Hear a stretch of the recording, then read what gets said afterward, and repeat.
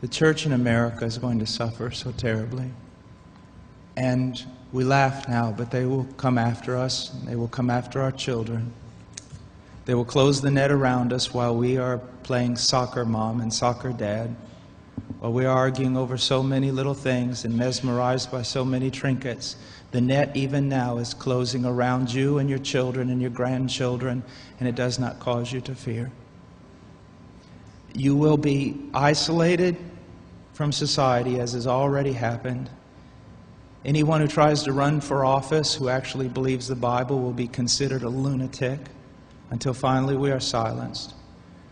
We will be called things that we're not and persecuted not for being followers of Christ, but for being radical fundamentalists who do not know the true way of Christ, which of course is love and tolerance. You'll go down as the greatest bigots and haters of mankind in history. They've already come after your children, and for most of you, they got them. They got them through the public schools and indoctrination, and the university and indoctrination, and then you wonder why your children come out not serving the Lord. It's because you fed them right into the devil's mouth. So little by little, the net is closing around, and then it's not little by little. Look how fast things are going downhill just in a matter of weeks. Matter of weeks. But at the same time, know this. Persecution is always meant for evil, but God always means it for good. And is it not better to suffer in this life, to have an extra weight of glory in heaven? You must settle this in your mind. This is the one thing I want to say over and over. Do not believe. Down through history, you have a wrong idea of martyrdom and persecution.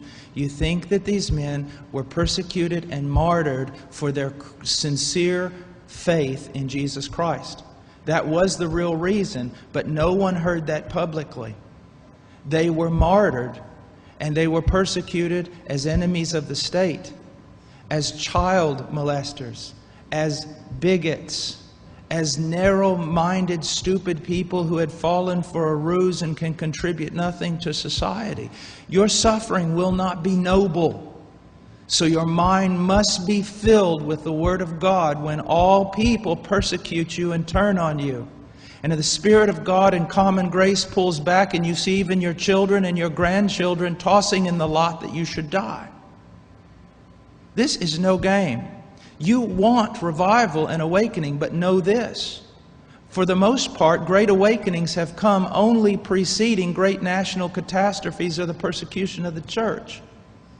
I believe God is bringing a great awakening, but I believe that He is raising up young men who are strong in trust in the providence of God to be able to wade through the hell that's going to break loose on us. And it will be on us before we even recognize it.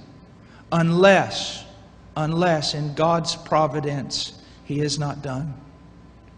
He is not done. Now note, this is not silly talk. Apart from a great awakening, these things are going to come upon you. Be ready to lose your homes, your cars, and everything.